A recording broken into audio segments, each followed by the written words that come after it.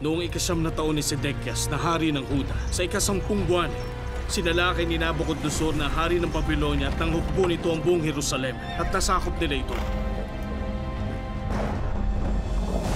Noong oras na yun, nung nakita sila ng mga mandirigma at ni Sedekias na hari ng Huda, tumakas sila pero hinabol sila ng hukbo ng Kaldeo at nahuli sila ni Sedekias sa kapatagan ng Jericho. At sinunog nila ang tahanan ng hari. Sinunog din nila ang bahay ng mga tao. At pinabagsak nila ang pader ng Jerusalem.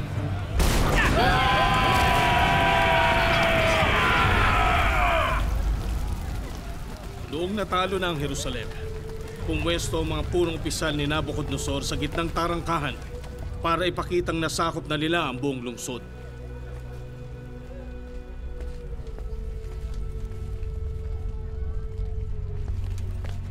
Hanapin niyo ang propetang si Jeremias at palayain niyo siya. Laging sinasabi ni Jeremias sa mga taga-Jerusalem na darating tayo at susuko sila sa atin. Namatay na ang mga hindi naniniwala sa kanya. Ang lahat ng narito ay isasama natin sa Babylonia bilang mga bihag. Maliban kay Jeremias, dalhin niyo siya at bantayang mabuti. Huwag niyo siyang sasaktan. Gawin niyo ang anumang iuutos niya sa inyo. Opo, mahal na hari.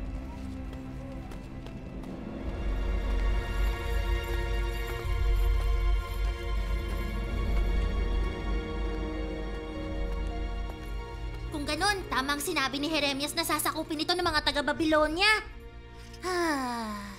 Mas gusto kong maranasan yung tradisyon na salot ng mga locust kaysa sa ganitong pahirap.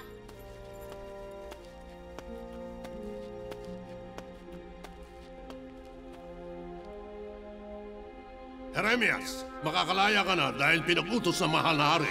Jeremias, kaibigan! Initusan si Gedalayas na kababayan mo na alagaan ka. Pauwiin ka namin sa inyo para manirahan ka kasama ng mga kababayan mo. Jeremias! Kaibigan, pinayagan na nila ako makauwi. Magandang balita yan. Kinausap ako ng Panginoon at ito ang mensahe niya para sa'yo. Ito ang pinasasabi ng Panginoon ng Diyos ng Israel. Tandaan nyo, sa lungsod na ito magpapadala ako ng kahirapan at hindi kabutihan. Sa araw na yon, masasaksihan mong kaganapang yon. Ngunit ililigtas kita sa araw na yon, sabi ng Panginoon. At hindi ka masasailalim sa kamay ng mga lalaking kinatatakutan mo. Dahil tinitiyak kong ililigtas kita at hindi ka matatalo ng tabak. Ngunit ipagkakaloob sa iyo ang buhay mo bilang gantimpala. Dahil nagtiwala ka sa akin ng buong puso, sabi ng Panginoon. Purihin ang Panginoon mong Diyos.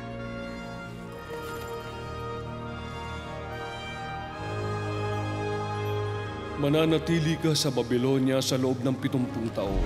Ngunit darating ako upang tuparin ang magagandang bagay na ipinangako ko. Pababalikin ko kayo sa inyong tahanan.